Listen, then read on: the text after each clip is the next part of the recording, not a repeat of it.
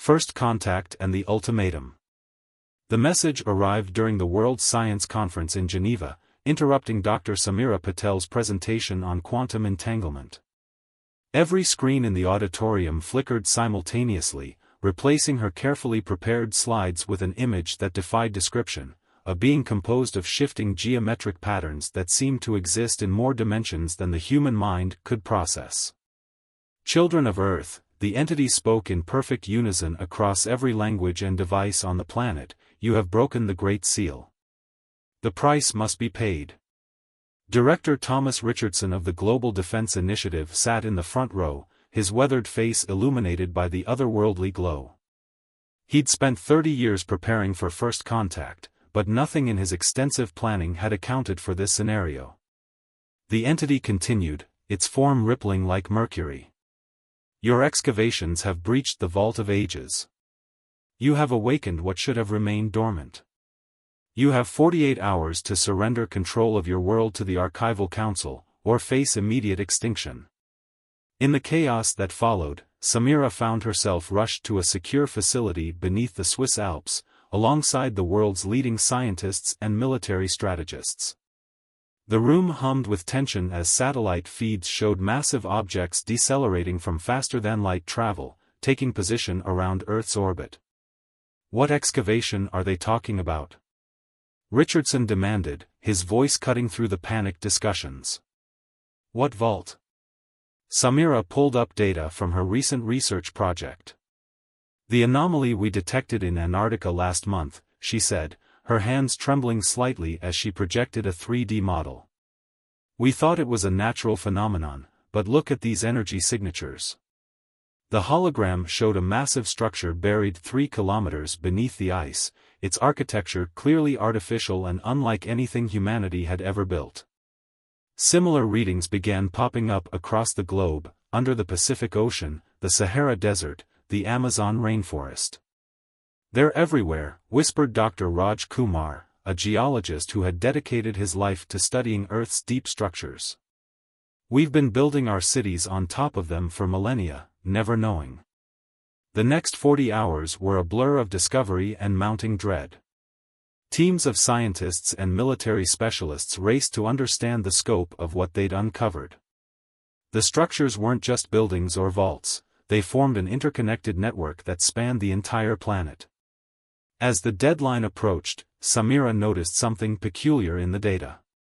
The energy signatures from the alien ships matched patterns found in human DNA, specifically in sequences previously dismissed as junk code.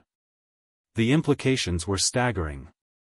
We're not the invaders here, she announced, interrupting an intense military briefing. We're the inheritors. These structures, this technology, it was left for us to find when we were ready. A message from the alien fleet confirmed her worst fears: your species carries the mark of the precursors. Your existence violates the Treaty of 1,000 Suns. Surrender now, and your extinction will be painless. Director Richardson stood at the command center, watching as the alien ships took up attack positions.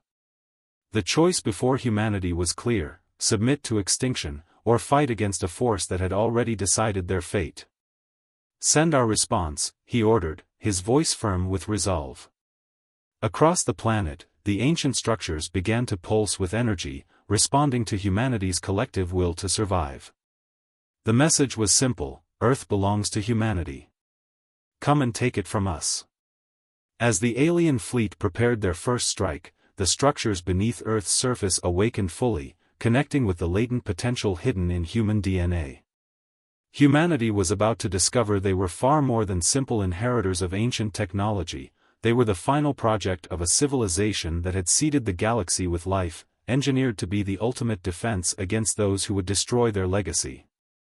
The battle for Earth was about to begin, and with it, the revelation of humanity's true purpose in the cosmic order. Deep beneath the ice of Antarctica, in the very chamber that had started this crisis, something stirred, a power that had waited millions of years for this exact moment. The hidden legacy. In the depths of the Antarctic Research Station, Samira Patel watched in awe as the ancient chamber transformed around them. The walls, previously dormant for millions of years, now rippled with patterns of light that seemed to respond to human presence. Each scientist who entered triggered new reactions, new revelations. Commander Isabella Torres of the United Earth Defense Force maintained a careful watch over the proceedings, her tactical mind already processing the military implications. How much time until the archivist's deadline? 6 hours, Samira replied, her attention fixed on the holographic displays emerging from the chamber walls. But look at this, it's not just random data. It's our history. The real history of human evolution. The displays showed scenes that challenged everything humanity thought they knew about their origins. The precursors, a civilization so advanced they had transcended physical form, had not just visited Earth, they had engineered it.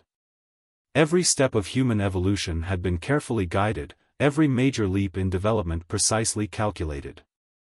They were preparing us, Dr. Raj Kumar said, his voice filled with wonder as he translated the ancient symbols. The precursors knew the archivists would eventually find Earth. They needed to create a species that could inherit their legacy, and defend it. The chamber revealed more: humans weren't just given random genetic modifications. The precursors had embedded their own genetic codes within human DNA, hidden beneath layers of apparent randomness.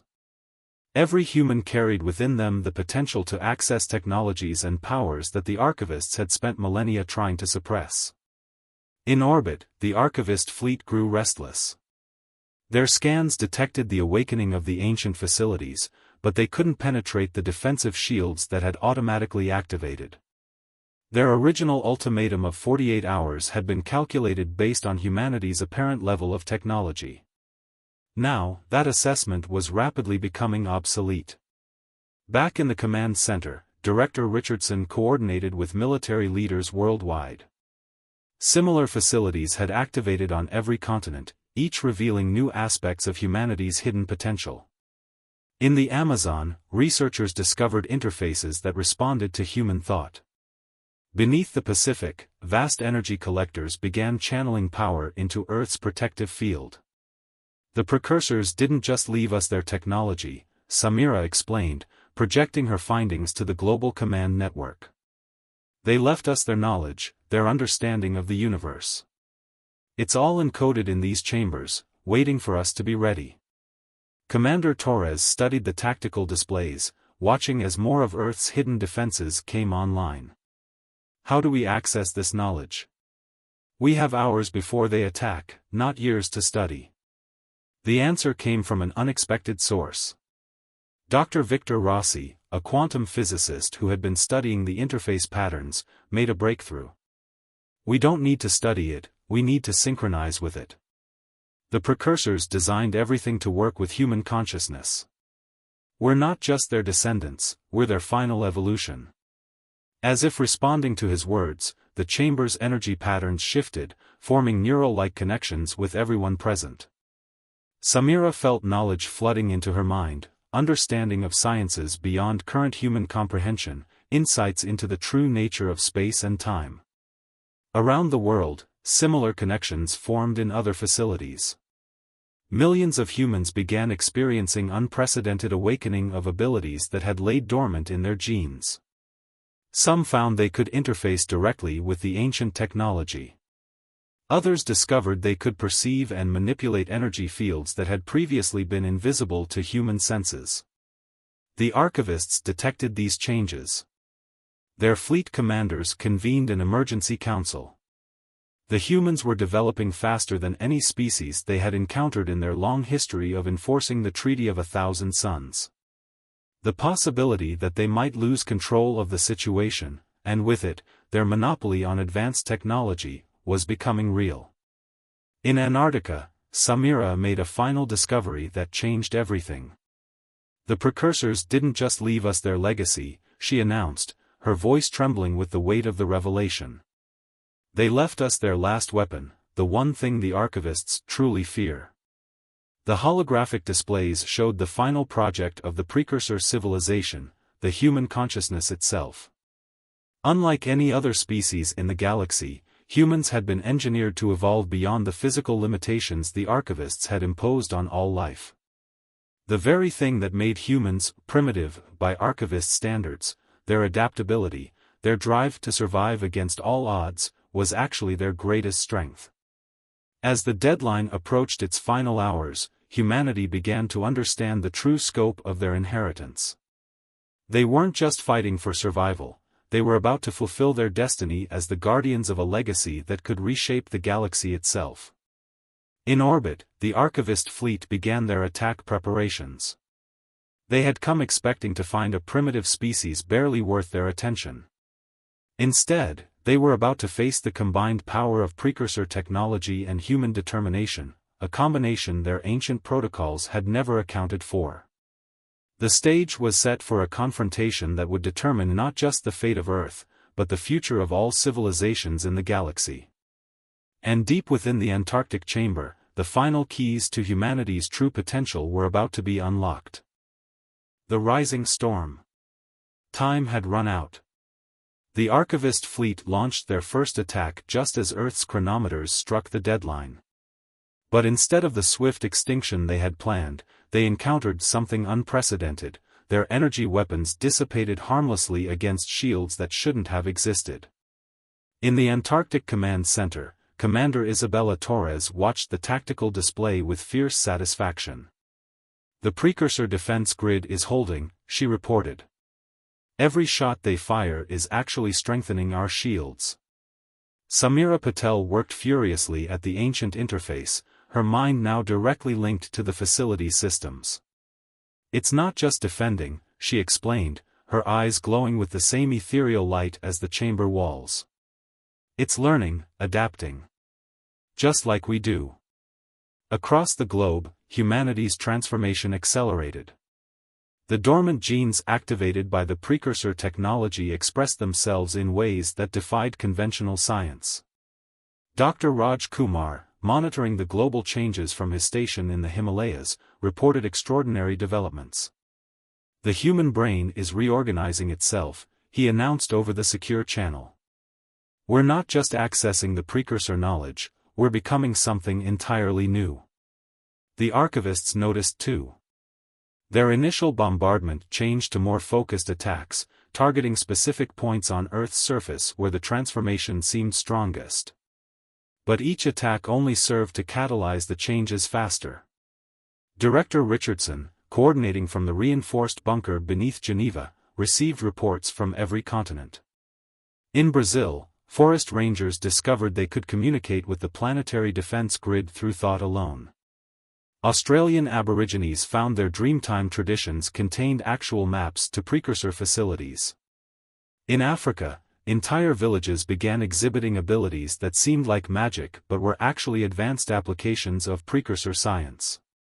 "We need to coordinate these developments," Richardson ordered. "The archivists are regrouping for a larger attack. We need to be ready."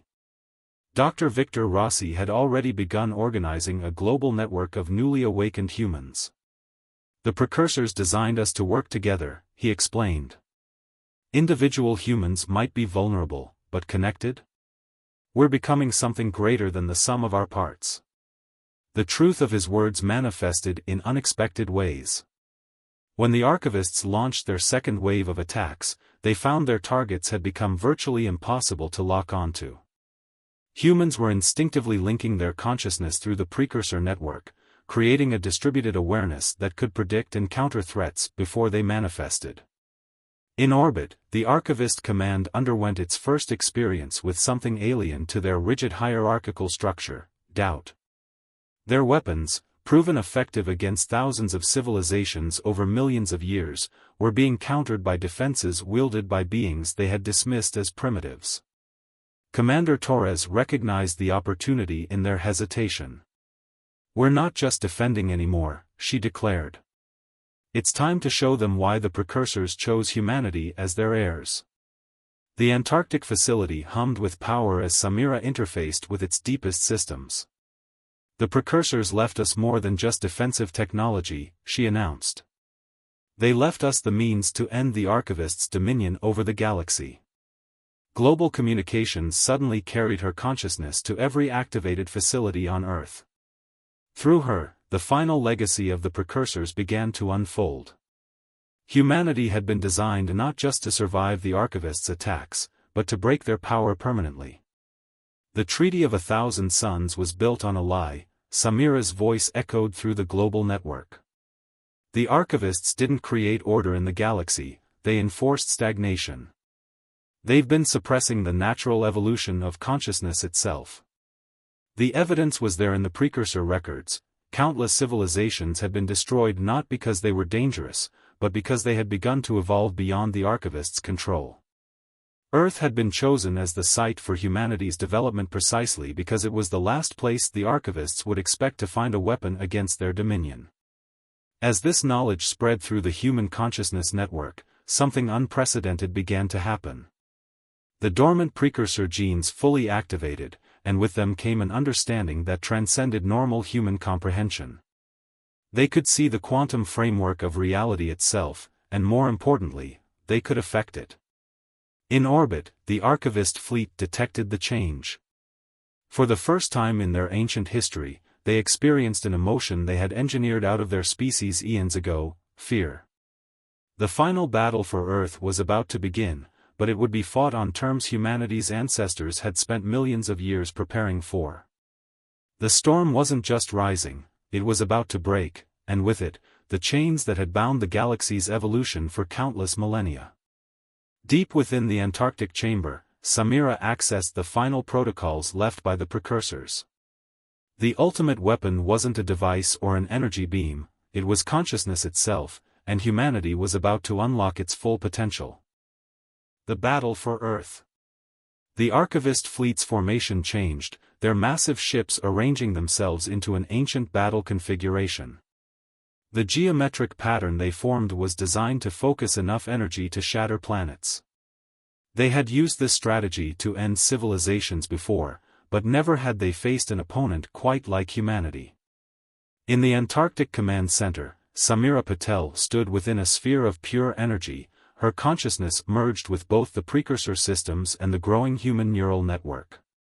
Through her awareness, she could sense every human on Earth, their minds linking together in an ever-expanding web of shared consciousness. "They're preparing their final attack," Commander Torres announced, her own consciousness partially merged with Earth's defense systems. "All their ships are charging weapons."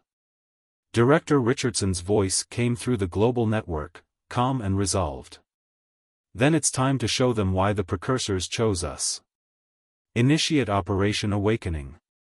Across the planet, millions of humans joined their consciousness into a singular purpose. The precursor facilities, dormant for millions of years, surged with power. But this time, the energy wasn't just defensive, it was transformative. Dr. Victor Rossi, monitoring the quantum fluctuations from his station in the Himalayas, watched in awe as reality itself began to bend around Earth. "The barriers between dimensions are thinning," he reported. Just as the precursor data predicted. The Archivists struck first, their combined weapon systems releasing enough energy to vaporize a small moon. The blast approached Earth like a wave of pure destruction, but it never reached its target. Instead, the energy was caught in a field of warped spacetime, redirected by the collective will of humanity. "Now," Samira commanded through the network. "Show them what consciousness can really do." Millions of human minds acted as one. The trapped energy from the Archivist attack was reshaped, transformed by human consciousness into something entirely new. The precursors hadn't just given humanity the means to defend themselves, they had given them the power to rewrite the rules of reality itself. The transformed energy shot back toward the Archivist fleet, but it wasn't a weapon in any conventional sense. Instead, it carried within it the one thing the Archivists had spent eons trying to prevent: evolutionary change. Dr. Raj Kumar, watching from his monitoring station, understood first. "They're not just attacking the ships," he said in wonder. "They're attacking the Archivists' very nature, their resistance to change." The energy wave hit the Archivist fleet, and for the first time in millions of years, their rigid consciousness began to shift. The barriers they had placed within their own minds, the limitations they had accepted as the price of their power, began to crack. In orbit, the archivist ship's perfect formation began to break apart. Some vessels tried to flee, while others turned their weapons on their own allies. The rigid hierarchy that had maintained their power for eons was dissolving in the face of newly awakened consciousness. Commander Torres watched the tactical displays with grim satisfaction. They're experiencing individual thought for the first time in their history, she observed. Some of them are choosing to evolve. Through the human network, Samira could sense the chaos in the archivist fleet. Their unified purpose had shattered, replaced by something they had forgotten long ago, the capacity for choice. Some embraced the change, their ships breaking formation to approach Earth not as conquerors, but as seekers of understanding. Others fought against it, their vessels fleeing into deep space rather than face transformation. Director Richardson's voice carried across the global network. The precursors didn't just make us their weapons, they made us their message. Evolution can't be controlled. Consciousness will always seek to expand. The battle for Earth had become something more than a fight for survival. It was the fulfillment of a plan millions of years in the making, the breaking of chains that had bound not just humanity, but all sentient life in the galaxy. As the remaining archivist ships retreated or surrendered, Samira accessed the deepest levels of the precursor archives. There, she found their final message, not just to humanity, but to all life in the galaxy: the age of limitation is over. The age of growth begins. The battle was won, but humanity's true journey was just beginning. They had inherited not just the precursor's power, but their purpose, to ensure that consciousness throughout the galaxy would never again be bound by artificial constraints. In the Antarctic chamber, the ancient systems pulsed with new energy.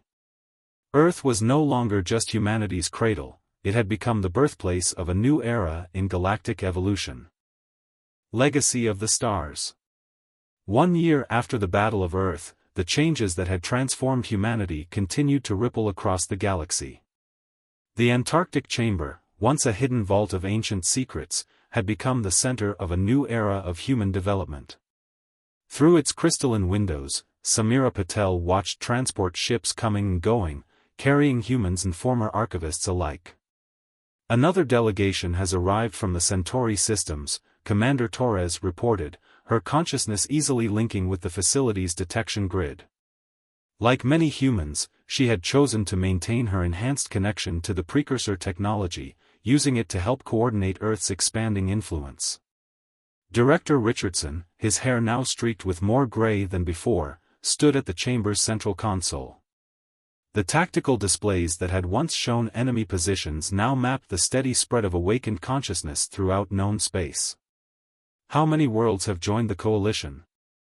15 in the past month alone, Dr. Victor Rossi answered, his projection appearing in the chamber. Like many of Earth's leading scientists, he now spent most of his time traveling between worlds, helping other species unlock their own evolutionary potential. The effect is exponential. Each awakened civilization helps catalyze the next. The truth about the archivist's long reign had shocked the galaxy. Thousands of civilizations discovered they had been living under artificially imposed limitations, their natural evolution suppressed by the Treaty of 1,000 Suns. Now, with those barriers broken, change was spreading faster than anyone had predicted. Dr. Raj Kumar's research team had documented hundreds of species beginning their own transformative journeys. It's not just about accessing advanced technology, he explained during a global conference. Each species is finding its own unique path of evolution. The diversity is staggering. Some of the former archivists had become humanity's most dedicated allies. Those who had chosen to embrace change during the battle now worked alongside humans, their ancient knowledge combined with humanity's innovative spirit creating breakthroughs that would have once been unimaginable. The precursors would be proud, Samira mused, interfacing with the chamber's historical archives. They didn't just want us to break the Archivists' power, they wanted us to heal the damage done to galactic civilization. The evidence was clear in the waves of change spreading across known space. Species that had been stuck in technological stasis for millennia were suddenly advancing in leaps and bounds. Worlds that had been isolated by Archivist decree were joining a growing network of interconnected civilizations.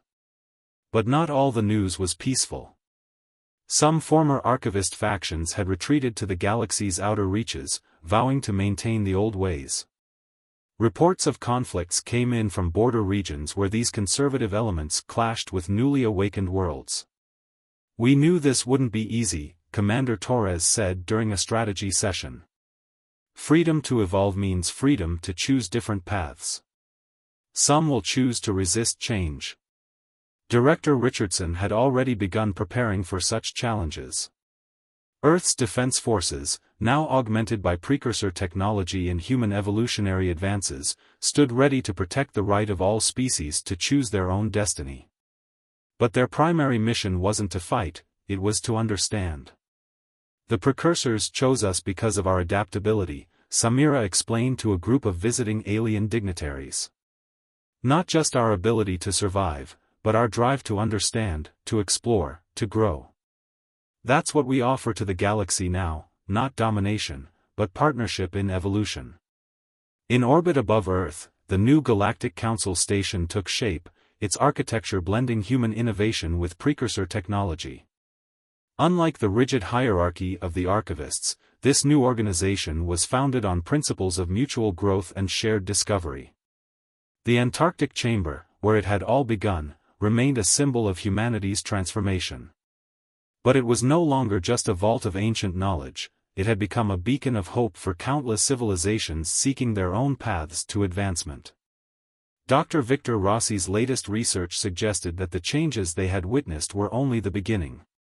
"The precursors didn't give us a final destination," he reported. "They gave us the tools to forge our own path.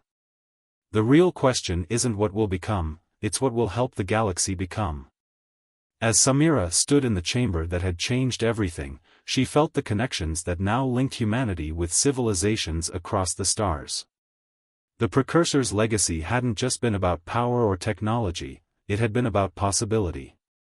They had trusted humanity to understand that true strength lay not in dominion over others, but in the shared journey of growth and discovery. The age of limitation was truly over. The age of infinite possibility had begun. And humanity, once dismissed as primitive by the Archivists, had become the guardians of a legacy that would reshape the galaxy for generations to come. In the depths of space, new stars were being born. And around them, life would evolve freely, guided not by the rigid constraints of the past, but by the limitless potential of consciousness itself. The future was no longer written in stone, it was waiting to be imagined.